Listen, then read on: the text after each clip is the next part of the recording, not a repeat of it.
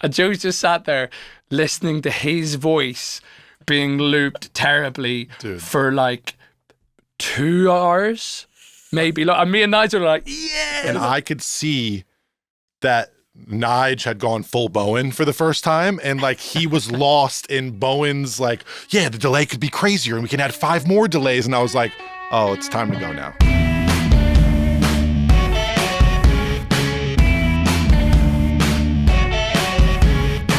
This episode is being supported by Tape It. If you currently use voice notes to record your ideas, you should try Tape It instead. Pop was, again, for me, this is something we haven't really spoken about yet, but like there was a lot of baggage brought to working with Nigel in that, like, he's one of the greatest producers of all time.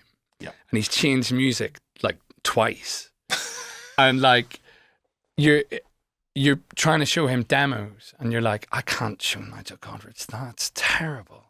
Or like, you know, you put so much pressure on yourself to write like the greatest thing ever. And then you kind of you get insecure and you lose confidence and you kind of don't want to, you kind of just like, okay. And so Pop was where I started to feel confident in just, you know, going, all right, Mikko, can you hook up the crawler machine? I want to do these drums. And I didn't have to like, you know, go, Nigel, mate, I've got this idea. You know, it just kind of, and he was into it as well. And that was the sick thing. Everyone kind of opened up and just kind of became cool with each other. Yeah, I guess it takes that time, doesn't it? When you get to know each other and understand how you work and also see that, oh, they can do something that I can't or vice versa, and kind of letting them do it. This crawler machine, what is it made of? Is it a physical thing? Is it just a series of plugins that you've stitched together? No, so it's just a load of different effects, and then there's like noise generators. There's a lot of Mooger Fugger stuff on it. There's loop. There's like a big loop station thing and electroharmonics loop station thing, and basically at the end of Crawler, I just had been using all this stuff to kind of make weird production choices, put on vocals, put on bass, put on drums. And my guitar tech, Gavin, was like, right, you write down everything that happened and then I'm going to design something that'll make it happen. So there's lots of like, there's loads of expression pedals on the floor. There's lots of MIDI flying around that you can control certain things from. You can move quickly between effects. And what I really needed was, I needed something that wasn't programmed. I needed something that was performative, because if I'm going to be stood still on a stage at an Idol show, it needs to have some sort of performance to it. It can't just be me just like doing that. It can't just be me just, you know, pressing a few buttons. So it becomes this very expressive thing. It's got these big knobs. I can move things around. And that's what you hear. It becomes, you play it. It's also very unpredictable in a great way. Yeah. It's also Kenny mentioned gain staging earlier when we were talking. It is a nightmare for gain staging. The level coming out, you just could be anything at any time. It jumps left, right. I mean, our monitor engineer cries every night. I would almost. This episode is being supported by Tape It. If you, like so many of our guests, use voice notes to capture your ideas, you are going to love Tape It. It is the iPhone recording app designed specifically for musicians and songwriters. With Tape It, you can record straight from your lock screen, set markers, add notes, and even include photos of settings. Plus, there's Cloud Sync, you can import your old voice notes, and to stay on top of it all, Tape It has great labeling features like automatic instrument detection. And all of the above is free. If you currently use voice notes, switching to Tape It is a no-brainer. But that's not all. Tape It has the option to upgrade to using 2 microphones on your iPhone, along with gentler dynamic compression to give a much more natural sound than any of the usual apps. And we have a special offer of a whole month of this high-quality recording for free. Just head to tape.it/tape notes to try it for yourself and see what a difference it makes.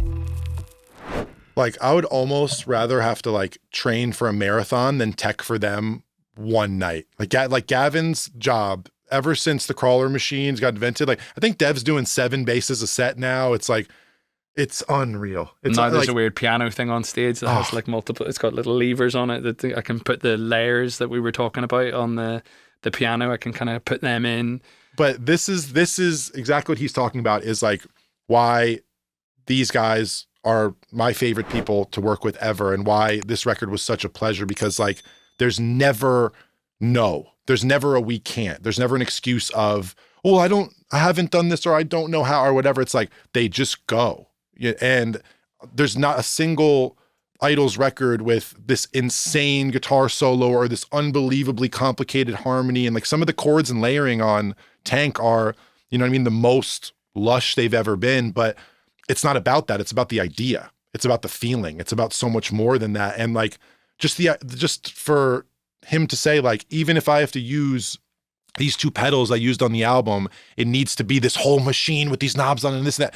That to me is like what's so exciting, because when we talk about Nige, it's like we talk about Radiohead, Paul McCartney, and Pavement, and all these people. It's like Paul McCartney's writing songs in a completely different way. Radiohead have some of the most unbelievable output harmonically and musically, this and that. And these guys can take one note, like in pop, and turn it into something you've never, ever heard before. And that makes me push my ideas farther, because sometimes it's not about more notes or more musicianship or more effects or more anything. It's just about how do you get that feeling across. And they like come up with the most insane ways to like first describe that feeling to you, but then once you get it, you believe it forever, you know? Yeah.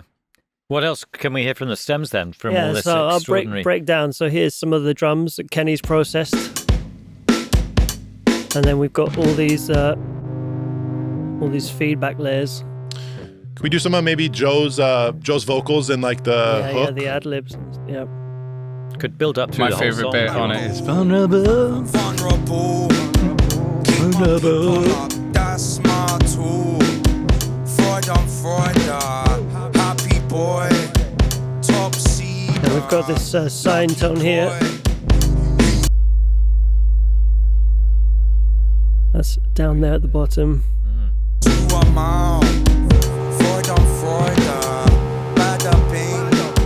She's a freight train, man. Watch us. There's the toms. Yeah. And then at the end, so we had the instrumental ending, and then I think it probably should have stayed an instrumental ending, but Joe did this poem thing, the spoken word bit at the end, and we recorded that. Actually, that's a cool bit, Mikko. I was going to say we recorded it with a head, so it's binaural. And we played it through a speaker in Nigel's studio, and there's a van drives past just at the perfect bit, and it goes, it's so sick. And that was another bit. That was one of my favorite bits in the studio. Actually, was. Here we got some of this stuff.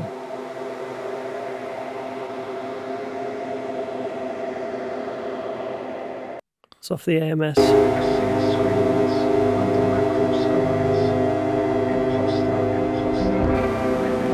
Imposter. A dead canary. Oh yeah, and the piano chords. Forgot all about that. A cheerleader barely, but I will sing.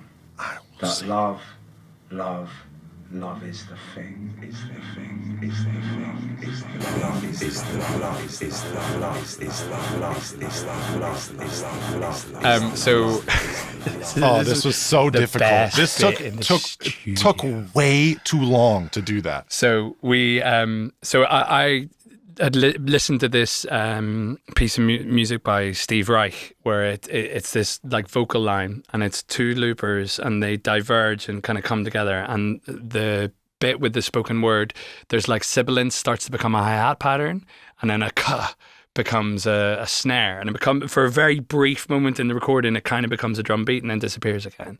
And I was really sick. I want to replicate that. So it was like I should also say that the writing process in this album was one of the most difficult in Joe's and mine relationship that we've ever had. We were very loggerheads on what we wanted and how we were getting it across. And there was a lot of experimentation. Joe's a very impatient person, and he had to sit through a lot of that. So it was tough. It was really tough. In places, I had to walk out of the studio at some points, but this was hell for Joe. So me and Nigel got really excited about this idea, and we got Joe to repeat these lines to say a line, and then we were creating like loops, and the loops were all falling apart. We were trying to find the percussive thing, and we were getting him to say different lines, and Joe just sat there listening to his voice being looped terribly for like 2 hours. Maybe, and me and Nigel were like, yeah. But this is like a bell and whistle. Like the whole record was done for the most part. It was like the record had been done for like a day, and they were doing this, and I could see that Nige had gone full Bowen for the first time, and like he was lost in Bowen's like, yeah, the delay could be crazier, and we can add 5 more delays. And I was like, oh, it's time to go now. Now it's time for everybody to go home. Like we converted Nigel to full Idles brain. Like we all got to leave. But it's an iconic part of the album, so it's great. Love is a thing, man.